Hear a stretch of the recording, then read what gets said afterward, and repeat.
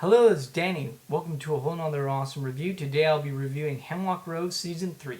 So let's get into it. What did I think of Hemlock Grove Season 3? So, this is the final season of Hemlock Grove.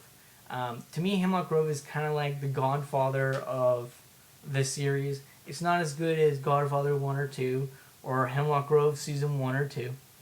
And basically what it lacks is the creepy atmosphere of the first two seasons. Also, I think the first two seasons had a better CGI and way more creepy moments. I mean, when Peter turned into a werewolf, you saw a hand coming out of his mouth and everything, and you got none of that in this season.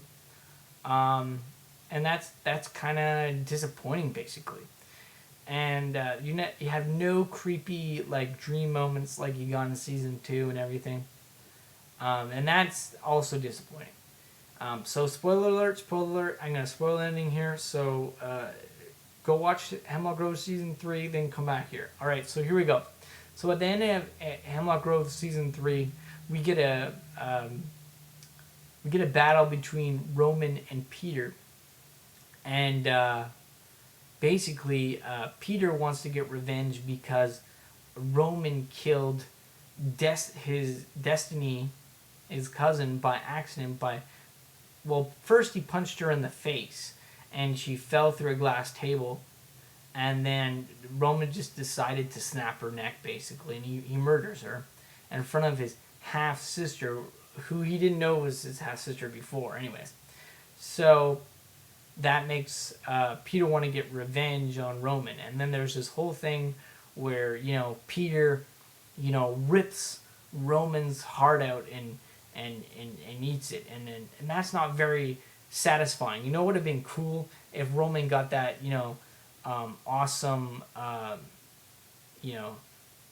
axe that his mom gave him in season 1 and used that against Peter. Roman would have got that and used the axe. That would have been a sweet ass showdown. You know what I'm saying? We don't get none of that at the end of this season. Just basically, he pushes him out of a window, gets paralyzed. He's like, Peter, just do it. Just take my heart out. And that's not very satisfying of an ending, basically. But at least at the end, you kind of realize that Peter realizes that, he messed up and whatnot. I guess he has the soul or whatnot. But at the same time, you want a more awesome showdown. You know what I mean? So, yeah, we find out that Roman has a basically half-sister, and he does his half-sister, and his half-sister knows that it's her half-brother, so that's kind of weird. So that happens in the show again. Yeah, there's that. And, yeah, I mean, vampires, whatever. Who cares? Weird. All right. So, yeah. And, I mean, he has a French half-sister, basically, and Olivia actually wants to use her daughter's body as a vessel because her body has been infected with this weird disease that's basically making her body go totally crazy, and just like she's getting like cancer everywhere, and it's like making her it's going to her brain and making her go crazy. And she has this guy that's investigating Roman, and then she kills him, and then she starts seeing him, and it's like, Conjo's here, Conjo. And like there's this whole like weird subplot with like Olivia seeing Conjo everywhere. And it's almost like a parody. You're like, are you serious right now, Hemlock Grove? Are you serious? That is the creepiest thing you could come up with. I mean, you guys could have got way creepier. It's kind of like they were kind of like trying to like rip off Dexter, but like they didn't do it like as creepy as like Dexter. You know what I mean? Like if somebody did like a parody of Dexter, that's basically what Conjo is. But yeah, I mean they could have done a way better job than that. It could have got haunted by a way creepier ghost. I mean I've seen, yeah. Yeah. Anyways, so Conjo keeps showing up everywhere, and Olivia keeps seeing that, and she wants to use her daughter's body as a vessel, and her daughter knows that Olivia, her mother is evil because she, finds out that she killed basically her father, murdered him, and she's been killing man ever since then. And she always says that man leave her, but basically they don't leave her. She just kills them all because she gets frustrated with them. And that's basically what Olivia is, she's a monster. So we find that out. And the plot that we wanted to figure out at the end of season 2, they don't even come back to that till like the last, episodes. And we do get to see Roman and Peter have the showdown with the creature a little bit, but it's really not that long. And it's a little bit, disappointing. I wanted to see more of a match going on. They just have these guns with these special bullets in it. And then, Roman just bites him in the neck and he turns into this, like, little tiny, like, worm or leech or whatever, and he steps on him and he's dead, and that's it. I mean, he was supposed to be this creature that was going to bring, like, the end of the world type of scenario, and he just killed that easy? I mean, couldn't they make a more awesome, like, fighting scene between, him and that creature? I mean, they were hyping that up at the end of season 2. Come on, gives him a more awesome fighting scene than that.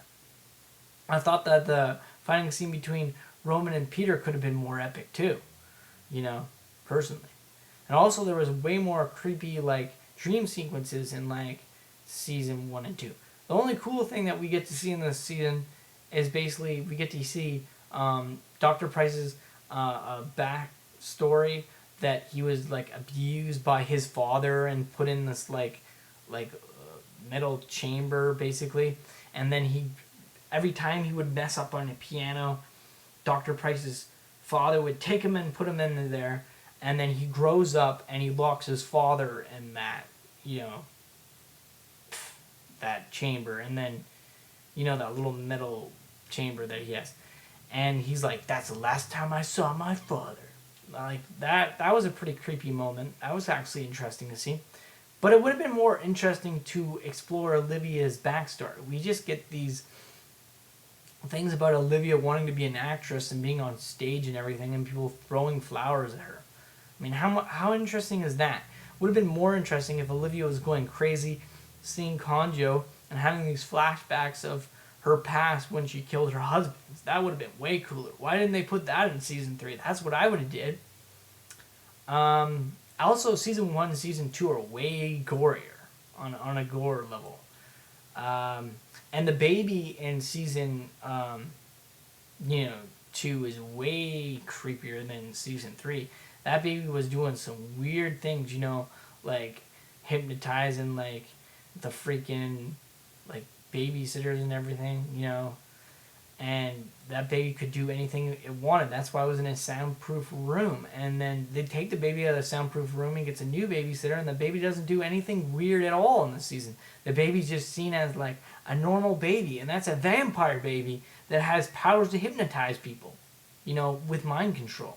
I mean, you had a missed opportunity there. You could have done some weird stuff with that baby like you did in season 2, which was totally creepy. You know what I mean? And then also the CGI on, like, there's Dr. Price is telling Olivia, this rat is basically like you, and it's going to eat itself. And you see the rat eating itself, and it's like, no, it doesn't look that good. The CGI is not that good on that.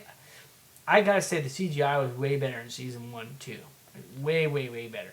I mean, at the end of season 2 didn't have very good CGI, but season 3 just has a lot of bad CGI in it. Not that much practical effects. There was blood spurting everywhere in season 2 with a lot of the dream sequences and the deaths, and they were more epic and they were more creepy, and they were all like, oh my god, I can't believe that just happened type of scenario.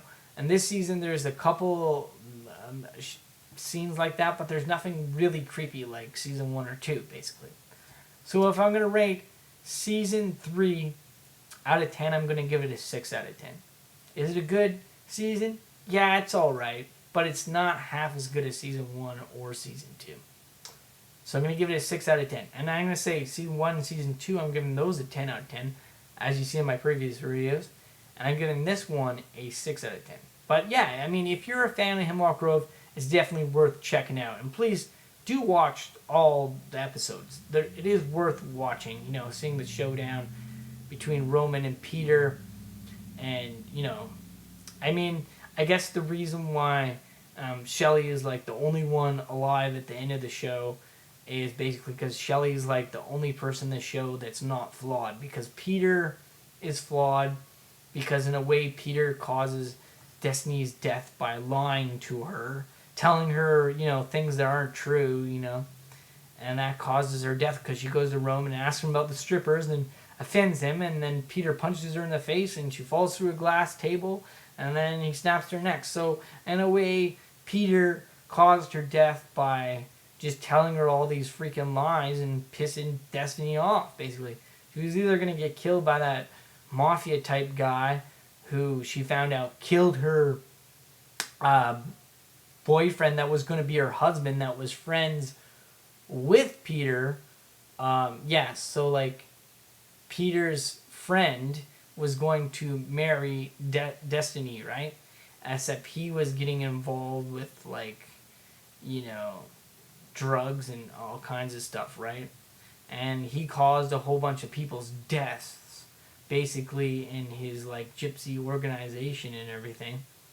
And then Peter was so angry about that, about him lying about everything, that he just allowed him to basically get killed, and in turn caused his own cousin's death, basically, because he wasn't honest and upfront with her, and also he just let that guy get killed. I mean, both Peter and Roman are basically bad in this show. I mean, Roman's a little bit more bad because, Roman straight up kills a hooker in this show by just randomly straight up killing her. But that, Roman's always just randomly killing people, kind of in all the seasons. But in this show, there's this kind of dissension into evil, basically. But Peter is a flawed, basically, anti-hero too. So you got that. I guess Peter's the anti-hero, and Roman becomes the villain at the end. And then even at the end, Roman realizes, his wrong. He's like, you're a dire wolf. You're forever going to be a wolf. Just do it. Just take my heart out. And that's what happens at the end of the show. So is the ending satisfying? Yeah, but the showdown could have been better, They could have had a better ending too. I think they just really wanted to wrap everything up and kill off all the characters. Dr. Price is basically, the Frankenstein of the series, the scientist, basically. And because of all the, things that he's doing with, mind control and everything, that causes a guy's his own demise in the show. And it was okay, but I think it could have been way better. So I'm gonna give it a 6 out of 10. I'm gonna say check it out. Definitely really good. And Hemlock Grove overall is a great show. So check out all 3 seasons. It's awesome. And I'm giving this a 6 out of 10. So have an awesome night, everyone.